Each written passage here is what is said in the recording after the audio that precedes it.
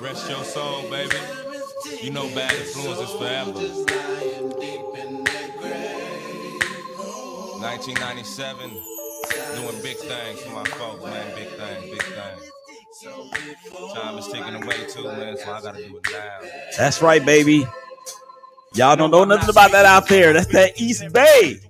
Mr. Ill, man. Willie Epting Jr., welcome back to the second segment of the ShakeBack Sports Show. Right here on the Big Game Christian Sports Network. And, of course, presented by the Sports Empire Network. Man, just in case you missed it in the first segment, I did a little something different for my weekend listeners because we don't really get to baseball that much on that show. So basically what I did is I just kind of gave some storylines as we head into the World Series. We have a special guest I'm going to bring in here in just a second. He's not really a guest, but this is his first time on any of the SBMG platforms. So we are happy that he has taken some valuable time with us out of his valuable schedule. And that's just what that is. So before we move any further, though, this second segment, it is being brought to you by Amber Knight, like a good neighbor. She is there. Amber Knight of State Farm Insurance is there to provide simple, personalized, and caring service with the insurance and financial services the people of our Mohammed not only need, but they deserve. Contact Amber today or tonight or tomorrow or sometime. Just tell her, just call her. 580-223-0391. Again, 580-223-0391. When you want the real deal, call Amber Knight. She will get it all squared away for you. Tell her that your boy from the ShakeBack Sports Media Group, the ShakeBack Sports Show, the Big Game Christian Sports Network told you to holler at her so y'all could set it off on all of your financial and insurance needs. Okay, again, we got a special guest, but not really. He's part of the sports. I shouldn't say he's part of it. He is actually one of the main members of the Sports Empire Network. I've had the privilege of being on several shows with him already. I'm glad that he took some time out of his schedule to come holler at his boy here at the ShakeBack Media Group, and particularly the ShakeBack Sports Show. Let's go ahead and bring him on. Coach Dante, what's happening, player? Oh, what's happening, man? Appreciate you for bringing me on the show. Honor to work with you, man, on the Sports Empire Network and all that, man. Can't wait till the Maestros, play the Phillies tonight. So let's get right into it. I'm ready. All right, so we're going to pick up there. I actually talked about it in the first segment, how there's some storylines with Justin Verlander and Dusty Baker. Hello. And the reason why I say that is because I hate them. Everybody knows me that knows that when I do the baseball show, I hate them. And as I said, my A's suck this year, over 100 losses, charge it to the game, and that's what it is. But I had 3 adopted teams, and 2 of them, well, it was 2.5. The first adopted team was the Cleveland Guardians. And then the second adopted team was the New York Mets because of the guys in Cleveland that have been on the hashtag Brothers of Baseball show, 12s and 6s, 1s and 7s, Monday through Friday on the Big Game Christian Sports Network. Because of those guys, Mike Martinez in New York and in Cleveland, we have Marshawn Powers as well as Rachel Hill, Kate Arhart, and Natalie Turk. So they became my second adopted team. But then when they got put out, I was like, yo, who am I going to root for now? Well, I love Dusty Baker. And I love the fact that he has done all that he has done in this great sport, in this great game for the number of years that he has done it. He's, 73, 74 years old, and it is time for him to capture his first World Series championship. So going into that, Dante, I know that the Astros are your favorite team. How confident are you in them pulling out yet another World Series victory out of their amazing, amazing hat? Well, I'm very confident that Maestros can deliver a World Series. It's a lot of pressure on us due to the fact that we are 0-2 against the NL East division. So I'm very confident. When you've seen this team play all year long, you've seen this team step up when it matters the most. You've seen this team get 2-out hits when you need them to get 2-out hits. You've seen this team when you go back to the Yankees series, how the Yankees made costly mistakes, costly errors, and the Astros, the very next inning, was able to capitalize on it. Not during the playoffs. They just been doing it all year long. So when you're countering in that part right there, You let go of Carlos Correa, and you have Jeremy Pena coming up, and all of a sudden he's the ALCS MVP as a rookie coming up, making getting big hits. I remember when you go back to his first second game of the season, his mother in the crowd talking. He hits a home run. He has a big night in Angel Stadium. He's been getting big hits the whole year, big home runs. A lot of people hated Jose Altuve. He continues to step up. He's been struggling the whole playoffs, but you got guys in that lineup like a Yordan Alvarez who you can rally pitch to, who teams are just walking around them. But when you walk around him, you got Alex Bregman, who's known for postseason clutch hits. You got Yuli Gurriel. He was a batting champion a couple of years ago, but he didn't play well this year. But in the playoffs, he's very good. He's looking very good. And plus, you got that back end of that bullpen who's been nothing more than sensational. The only person that I think gave up a run, if you look at it, is Hector Neris. But the rest of the, like Presley, Ryan Stanek, Montero, all of those guys have been just consistent all year. And then the starting pitching. Brahma Valdez can be an ace on any other roster. If Brahma Valdez can be an ace on any other roster. If you put him on any other roster, he can be an ace. Besides the Yankees, you can say Garrett Cole, but yeah, Justin Verlander, 38 years old, 39 years old, coming off season surgery last year, to able to come back and win a Cy Young Award and be dominant as he did. You have Urquidy, who we now think moved to the bullpen, but also, again, you have Hunter Brown, who we just brought up. He's been very solid when it start in bullpen. So we got a variety of weapons that I feel confident with going into the series against the Phillies. So I'm very confident that we can come out and win this game tonight, and also win this series in 6. And plus, you got the leadership of Martin Maldonado at the catcher position. Yeah, you follow that up with Christian Vasquez as well, who's a very good hitter as well. So all over the lineup, you got the Astros 1 through 8 that can hit. 1 through 8 can hit, and you got a devastating 6-man rotation in the Astros. And look, if you want to go into a bullpen battle, the Astros will be happy with that. But like I say again, I'm very confident in this team. Yeah, and you should be.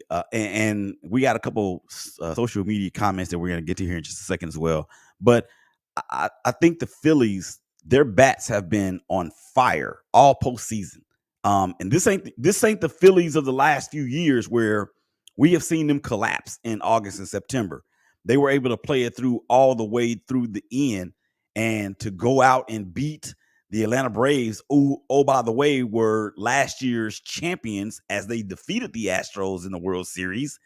101 win team. Of course, they played division. I think the Phillies had dropped 12 of the 19 games that they faced against the Braves, but none of that mattered, because when they got to Spencer Strider, and when they got to I was almost saying Mike Soroka, he'll be back next year. But when they got to the other kid, the lefty, I can't remember his name off the top of my head, for the Braves, I knew then it was going to be a wrap. Now, let me ask you another question before we actually get on, because I'm telling you right now, man, time flies when we're having fun. Let me ask you another question. And oh, by the way, thank you guys out there for checking us out on Facebook, as well as YouTube, and Twitter, through the BGC Sports Network Facebook page, the ShakeBack Media Group Facebook page, the Sports Empire Network Facebook page, the YouTube channels for the ShakeBack Media Group and the Sports Empire Network, and the Twitter feeds for the ShakeBack Media Group, as well as the Sports Empire Network. Make sure y'all go out there and like, follow, subscribe, hit the bell on all platforms. We got the dope content coming. All right, so we have a couple comments here. Key did a special thing with that Philadelphia 76ers, Eagles and Pittsburgh Steelers preview. What's up, Key? And then she says also, let's go, coach. And then my little homie, man, Go Jay. I had Go Jay. He's a aspiring running back, destined for the NFL once he gets his opportunity. So Jay, we appreciate you checking in as well. One other question before we move on to the next subject. Were you really surprised how the Astros not just beat the Yankees, but really dominated them? Absolutely. I was surprised. I thought we were going to win. Like I said, I had the series in 6. But again, when you look at the Astros, the way they're set up, and you look at the Yankees, like me and you, we talked about it on multiple occasions. The Yankees, if they're not hitting the home run, they're not gonna hit. They're just not gonna hit if they're not hitting the home run. Now, granted, they hit one home run. They hit one home run, I believe, in this series. They hit 2 home runs in this series. Both come by Harrison Bader, their best hitter during the postseason. Harrison Bader was a big reason why the Yankees didn't get eliminated versus the Cleveland Guardians. You can argue that, but I was definitely surprised the way we beat them all year long. The Astros, that's one team that know how to pitch to the New York Yankees, especially that can contain Aaron Judge. As good as Aaron Judge is, Astros does a good job of not making mistakes down the middle. Like if you're up in the count on the New York Yankees, like the Astros has been, you keep the Yankees hitters guessing. So that's what teams have to do. Other teams like us, unable to do to the Yankees. You got to keep this team out balance. You got to throw strikes. You got to be able to pound the strike zone. You got to be able to get up in the count. Because if you're not up in the count, now guess what? They dictate what you're throwing them. They are a fastball hitting team. They look at fastballs right down the middle. But also, again, I didn't expect this dominance. But like I said, I had confidence in my pitching staff because if you look at the regular season when we went 5-2, you could argue we could win 7-0 against the Yankees. Yeah. We blew 2 late leads in Yankee Stadium due to our bullpen. So you could argue we could have been 7-0, but I didn't expect us to 4-0 sweep. But that shows you how dominant our pitching staff was. And how timely. We didn't hit well throughout the series. We didn't hit well, but the pitching staff really helped us out, and that bullpen really shut down them Yankees bats. And when you can be up in the count, you keep them Yankees hitters guessing all day long. You're not going to beat the Astros just hitting home runs or hitting solo shot home runs. The Astros going to beat you in a variety of ways. Yankees made a bunch of mistakes, and the Astros were able to capitalize on those mistakes. And against a team, if you're going against the Astros, you basically have to do everything right against the Houston Astros. They will make you pay for your mistakes that you make, and the Astros did a good job of capitalizing, and you just got to give credit to that pitching staff for shutting down the Yankees bats.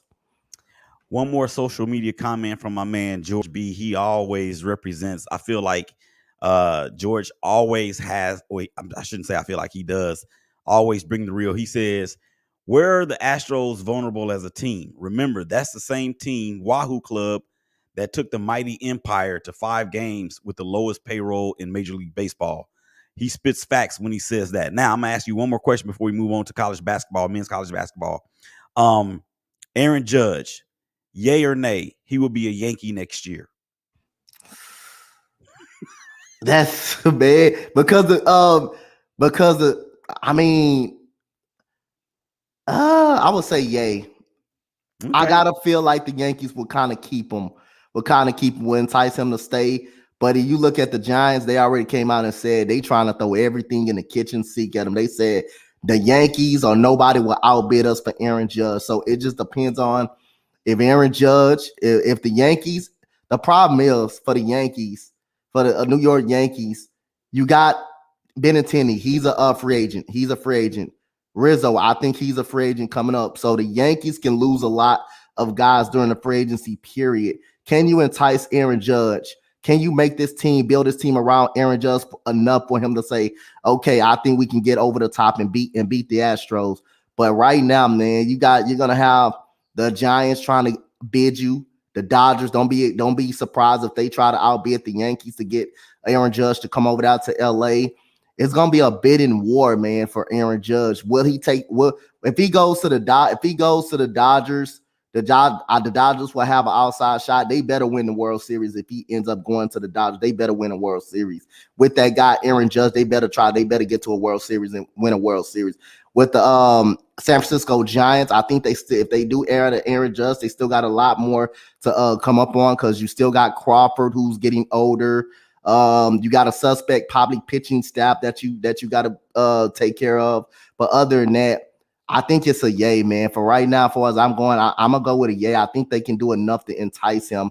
But guess what? You can't always buy your championships. You can't always buy your championships. Sometimes you're gonna have to develop in a farm system, and that's where I give credit to my Houston Astros. They develop guys in the farm system where they can let a Carlos Correa go, they can let a George Springer go, and have someone come up and perform immediately. Yeah. And it's a tough situation. I mean, I don't have the answer. I have my thoughts on where I think he could land. It wouldn't surprise me at all if George says he may end up in St. Louis. That's a possibility. It's a great baseball town. Do not shut out the New York Mets by any stretch of the imagination. Okay, let's move on to some college basketball. I think we have about 3 minutes left to go in this segment, 2.5 really. So I wanted to get to this because it was very interesting to me, and it actually brings back something that I'm very, very, very I adore very much, and it's this. Back in the days when I was young, I'm not a kid anymore. But some days I sit and wish I was a kid again. Back in the days when I was young, I'm not a kid anymore. But some days I sit and wish I was a kid again. And the reason why I say that, Coach, is because college basketball, the Blue Bloods seemingly are back. Number 1 team in the nation is North Carolina. You have Kentucky at number 4. Number 5 is Kansas, tied with Baylor. But then you have Duke, UCLA there as well. And I remember a time just a couple years ago when neither North Carolina, Kentucky, or UCLA even made the tournament. Are we assuming, or is it safe to say that the Blue Bloods are possibly back? To my North Carolina?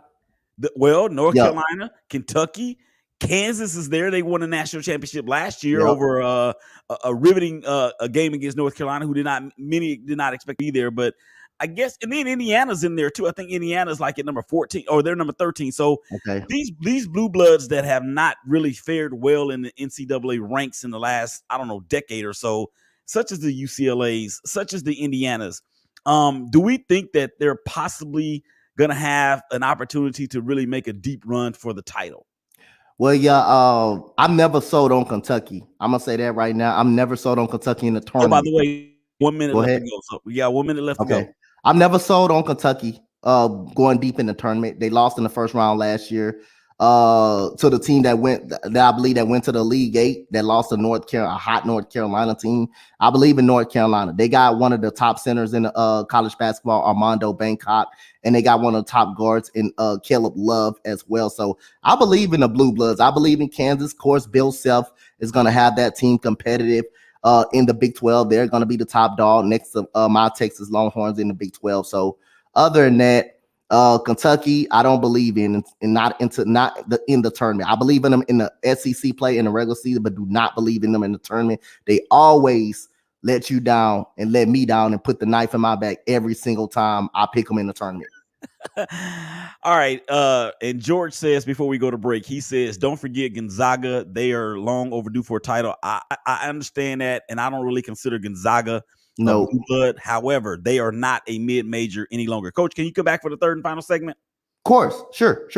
All right, so y'all come on back and holler at your boys. It's Coach Dante. It's Willie Epstein Jr. It's the ShakeBack Sports Show. It's the Big Game Christian Sports Network. We'll be right back. Y'all come on back and holler at us. All right, turn your cam off and your mute yourself.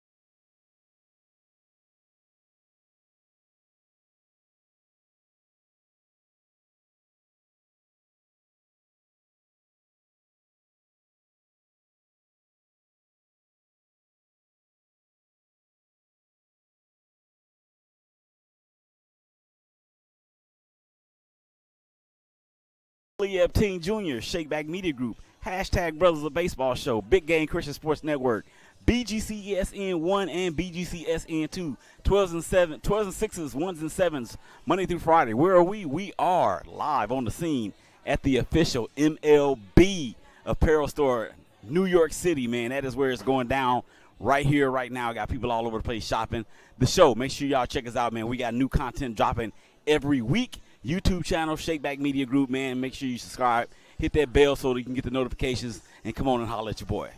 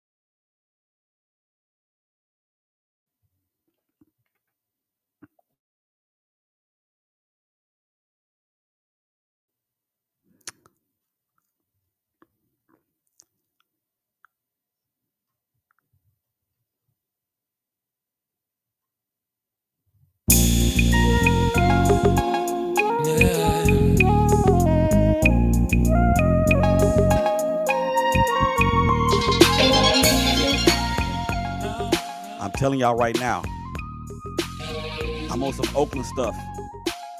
Y'all don't know nothing about this right here. That's right, man. We are out here to the fullest. We are keeping it on the real. 3 times crazy. East Bay, y'all stand up. Man, I love that song right there. Just in case you missed it in the second segment. Coach D, he's back with me for the third and final segment, but we did talk about college basketball, the Blue Bloods. We think they may be back. We also talked about the Houston Astros, and he's already predicted that the Astros are going to win the series. I think he said in 6 games. Is that right, Coach? Yes, 6 sir. games. I said in 6 games, they're going to win the series. So, yeah, there it is right there. That's your official prediction from Coach D. We're going to have a somewhat of a preview, but not really. The next hashtag Brothers of Baseball show, we will actually wrap up the first 2 games in H-Town and look forward to the remaining games or the next 2 games in Philadelphia as the scene will shift from H-Town to the city of brotherly love. All right, we're going to wrap up this show real strong. Before we do that, though, we got to pay these final bills. This third and final segment, it is being brought to you by TJ's Catfish and Wings. You don't know good eating until you've been to TJ's Catfish and Wings at 4621 Green Oaks Boulevard, Suite 506 in Arlington, Texas, with an all-new menu with boneless tenders, fresh salads, sub sandwiches, brisket, delicious fried shrimp, multiple flavored buffalo wings, motley drink specials or mixtures, lunch specials, kids meals, yummy desserts, specials, and of course, their world famous catfish. And you can order out by calling 817-572-1600. Again, that's 817-572-1600. Or go to tjscatfishwings1.com. Stop by for a new look, a new menu, a new atmosphere, same address, and same 4.5-star service. TJ's Catfish and Wings, 4621 Green Oaks Boulevard, Suite 506 in the good old city of Arlington, Texas. Come on by, y'all. Tell them that your boy Willie, tell Travis that your boy Willie Epstein Jr. from the ShakeBack Media Group, the hashtag Brothers of Baseball, the ShakeBack Sports Show, and of course the Big Game Christian Sports Network told you to holler them so y'all could set it off on resolving your hunger pains. All right, Dante. Let's wrap up the show real strong, man. Let's get to the NFL off the field, because I saw that the news came out on Friday that Tom Brady and Giselle have announced they are getting divorced after 13 years of marriage. We do not condone divorce at the ShakeBack Media Group or the BGC Sports Network. However, we understand that sometimes things do happen. We do not like to see families that are split apart for whatever reason. Coach, and I don't know if you're married or not. You can shake your head or shake your head this way or that way if you are or not. So you're not married. How much of an effect do you think this is going to have on the Buccaneers the remainder of the season, especially coming off of a loss to begin week 8 at home against the Baltimore Ravens? I think it has an effect on Tom Brady in this team right now. You seeing lately Tom Brady been showing up his teammates on the field a lot. It's he's trying to show that he's a leader. Everybody knows that Tom Brady is a leader, but showing up your teammates on the field, and Tampa Bay is just not a good team right now. It's more than what Tom Brady is. They didn't run the ball last night very well. They wasn't balanced. They were running crossing routes. Tom Brady couldn't hit them in stride. I mean, it's a lot going on with Tom Brady. We all know when you go from Bruce Arians to Todd Bowles has not had a successful head coaching career. Now he's been a great, respectable defensive coordinator, but otherwise, it's a lot of things going on with this offense. I mean, the receivers not really much getting that wide open. They're not balanced on the offensive side of the ball. And we both know they come in with a rocky offensive line. Two of their guys went out on the offensive line. So it's definitely affecting Tom Brady. You can see him show up his teammates on the field consistently. And again, they're just not a good team right now. They're just not a team that you can see that's a threat like they normally will be. So it's definitely, I think the divorce is definitely affecting the way Tom Brady played, but I think it's almost, don't be surprised if it's having an effect on the team as well. Yeah. And again, we wish and hope and pray that, and I don't know what kind of faith they have, who they pray to, but I know that the prayers and the book that I read says that God is above everything. So we wish them nothing but the best off the field. Now, moving into week 8, and it's just so fitting that we just stay there right there in the NFC South, because the Atlanta Falcons and the Carolina Panthers play for first place. Raise your hand if you saw that coming. I'm not going to raise my hand. A Carolina Panthers team that destroyed the Tampa Bay Buccaneers last week, and a Atlanta Falcons team that went to Cincinnati and got shook, rattled, and rolled by the Cincinnati Bengals. Oh, who, by the way, will be out without Jamar Chase for the next 4 to 6 weeks with a hip injury. This is not what we saw coming. We thought a lot of people said New Orleans was going to be the representative from the NFC in the Super Bowl. Some people said Tampa, but I can guarantee you that nobody thought that the Falcons and the Panthers would be playing for first place in the NFC South at this point of the season. Your thoughts? It's funny, man. Like I say, I thought New Orleans as a wild card team. I never thought they were in Super Bowl bound, but I thought they were respectable, assuming if Jameis Winston plays the way he played last year. And he looked at bad coming out of the season. He looked at very bad coming out of the season. He gave a whole game to Tampa Bay. Now he's hurt. They're not the same. They don't have a legit quarterback. They got Jarvis Landry, Michael Thomas both out. So then they got to play the Raiders. That's not looking good for them. And you got the Panthers, who's trying to trade everybody, who's trying to just give up everybody, trying to give up Brian Burns, their best defensive lineman. DJ Moore, has been some talks with him. They already traded away Christian McCaffrey, and they don't got the quarterback position quite right either. So they all over the place. But the Falcons, Marcus Mariota, let's give credit to him. He's been keeping that team afloat. They got an exciting rookie, Drake London, as well. So you got to just give some credit. I thought, the Atlanta Falcons were going to be one of the worst teams in the NFL. But right now, they're proving to me that they can compete. They're a competitive football team. So I think I may take the Falcons. I'm gonna take the Falcons in this game. But man, this NFC South has been a dumpster fire, man. This has been a mess in the NFC South. Yeah, and I agree with you. It has been a dumpster fire. It's like the fortunes have just reversed between the NFC East and the NFC South. I mean, it's like they just decided to flip talent level or the way they play or what have you. Now, also in week 8, you brought it up. I didn't. So I'm going to touch on it now. My team, the Raiders, coming off of a big win against the Texans, in which now Josh Jacobs in the last 2 games has rushed for more than 350 yards, had 3 touchdowns in the game against the Texans. This is a big game for the Raiders in terms of maybe getting back into this thing with the talent level that they have. Your thoughts on a trip that's going to take them to New Orleans that's going to be quarterbacked by Andy Dalton? That offense, Andy Dalton, since he's been on the center, has been actually playing well since Andy Dalton been on the center. But I think the Raiders are too much for this Saints defense. And this Saints defense last year was top 4, was an elite defense. Ever since they lost CJ Gardner-Johnson, the safety that they have fell off. Marshawn Lattimore has not been the same player. So now I'm going for the Las Vegas Raiders. Josh Jacobs. If it weren't for Josh Jacobs, man, can you say the Raiders will be in any type of ball game if it weren't for Josh Jacobs? Really, the Raiders offense have not performed that well outside of Josh Jacobs, but they got a lot more talent than New Orleans Saints does. Chris Olave has been stepping it up for the New Orleans Saints for these last couple of weeks, but I think the Raiders are too much.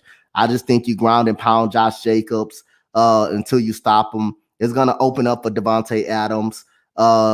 It's going to open up for Hunter Winthrow. And if this defense can get a couple of stops on Andy Dalton, I think the Raiders will win this game. And one thing I learned about this Raiders defense last week, you can gash them.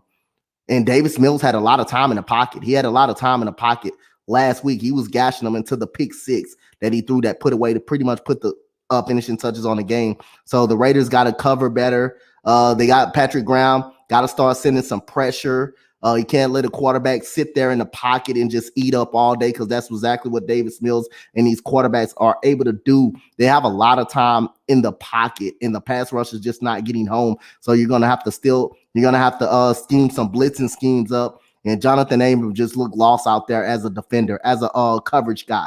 He just looked lost out there. So, and Diablo has not been all that spectacular. But I think the Raiders have more talent than the Saints, and I think the Raiders are winning this game. I think the Raiders are going to win this game. Yeah, and the thing about the Raiders, I mean, it's the secondary has always been the question. For all Raiders talk, you can join me and Darian on Saturday CTE podcast. That's Commitment to Excellence, and also with Silver and Black Media. That's with Phil and Steve. That's the Raiders Weekly. So some dope podcasts right there where we just talk nothing but about the Raiders.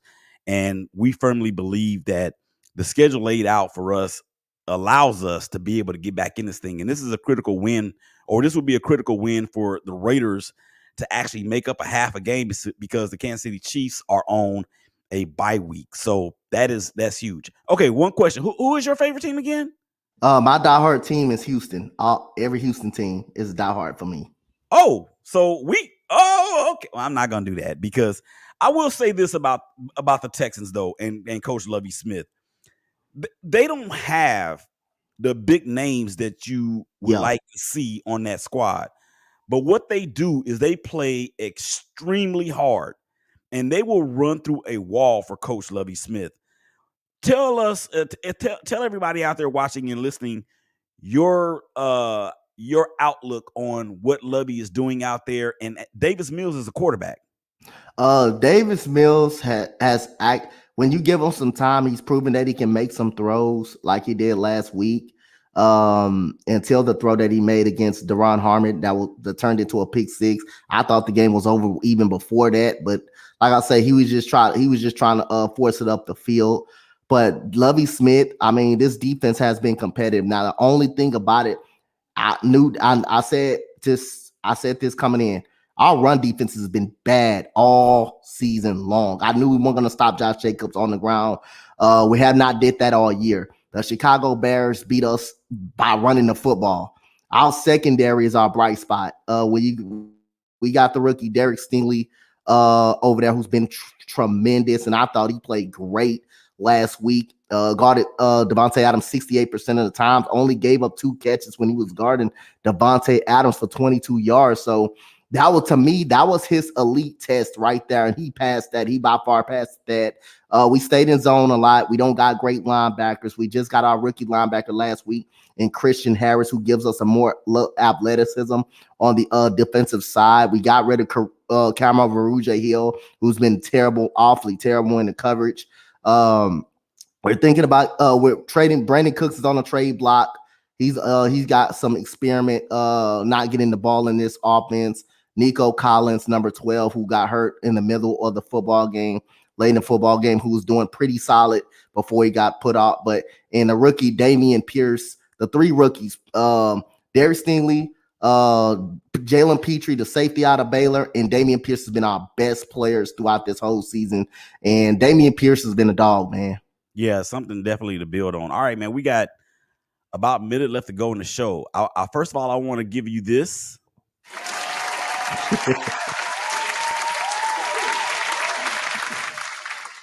And now I want to give you the opportunity to plug all your shows, your social media. How can people follow you? Man, y'all can find me at Coach Dante 31 on Twitter. Y'all can find me at Coach Dante on YouTube, with me and Key in the building doing the World Series tonight. Both our respective teams going at it. Y'all can find me at Coach Dante on the Sports Empire Network, play-by-play, head of the play-by-plays. And like I said, y'all can follow me on Instagram at Coach Dante 31. Yeah, and the ShakeBack Media Group is extremely proud and privileged and very thankful for partnering up with guys. There have been some conversations a while back, and then it kind of fell apart. But then, here we are back again. I'm very, very excited for what all's going on with both entities. And I wish I had a picture of the merchandise that Sports Empire Network has been able to garner, but unfortunately I did not get that in time. So with that being said, we're gonna be up out of here, man. Up next, the big homie from Press Box to Press Row, Donald Ware. He's got all your HBCU stuff. Make sure y'all check him out. For Coach Dante, for Willie Epstein Jr., for the dopest engineer in the game, Big Day. Sports fans all over the planet, y'all take care of each other. Y'all hug each other. Y'all love each other. And we'll holler at y'all again real soon. Peace. We out.